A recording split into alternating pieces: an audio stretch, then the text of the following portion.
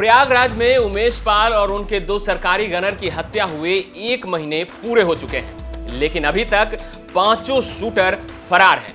Prayagraj police और UP STF की कई टीमें छापेमारी कर रही है। इस बीच उमेश पाल हत्याकांड की साजिश में शामिल 5 आरोपियों की गिरफ्तारी के बाद अब शाइस्ता परवीन की गिरफ्तारी के लिए 3 टीमें लगी हुई हैं। माफिया डॉन अतीक अहमद की पत्नी शाइस्ता परवीन के चुनाव के दौरान हमेशा साथ रहने वाली 2 महिलाएं भी पुलिस के रडार पर आ गई हैं। चुनाव के बाद से दोनों महिलाएं शाइस्ता के साथ चलती थी। इससे पुलिस ने अतीक अहमद के ठिकाने से 10 बंदूकें और भारी मात्रा में कैश के साथ 5 आरोपियों को भी गिरफ्तार किया था, जिसमें अतीक के ड्राइवर और नौकर भी शामिल हैं। अब सवाल बना हुआ है कि शाइस्ता के साथ रहने वाली 2 महिलाएं कहां हैं।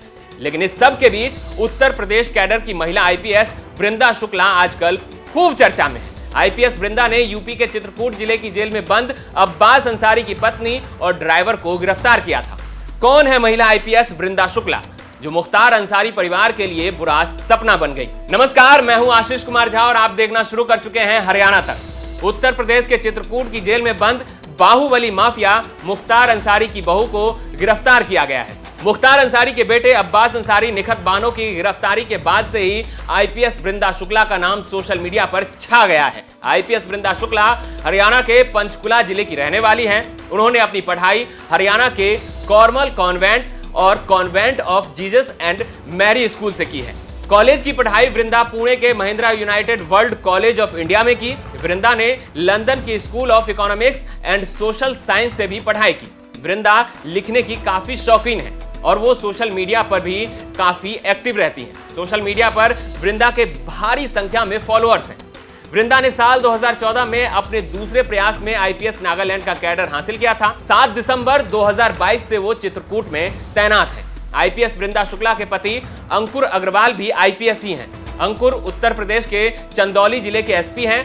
कम लोगों को इस बात की जानकारी होगी कि अंकुर और वृंदा की स्कूली पढ़ाई भी एक साथ ही हुई थी। इसके अलावा हरियाणा के अंबाला में वो एक दूसरे के पड़ोसी भी रह चुके हैं। आईपीएस बनने से पहले वृंदा और अंकुर ने प्राइवेट नौकरी भी की थी। वृंदा ने जहां साल 2014 में आईपीएस की परीक्षा निकाली, तो वहीं उनके पति अंकुर ने साल 2016 में ये परीक्षा पास की थी। आपको बता दें कि जब नोएडा में वृंदा एडिशनल डीसीपी रहे, अंकुर की बॉस भी रह चुके हैं। पढ़ाई पूरी करने के बाद वृंदा शुक्ला ने अमेरिका की एक प्राइवेट कंपनी में नौकरी भी की थी और वहीं रहते हुए यूपीएससी परीक्षा की तैयारी भी की थी। बता दें कि अब्बास अंसारी माफिया मुख्तार अंसारी का बेटा है और अब्बास की पत्नी निखत रोज अपने पति से मिलने जेल आती थी और वह यहाँ 4 से 5 घंटे रहती थी, जिसकी कोई एंट्री रजिस्टर में नहीं होती थी।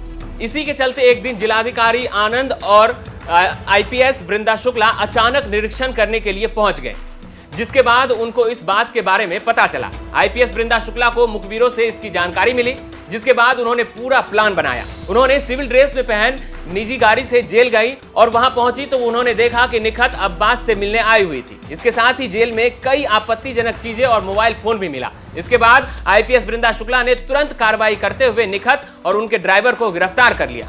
इस मामले के बाद हर जगह आईपीएस वृंदा शुक्ला के चर्चे होने शुरू हो गए।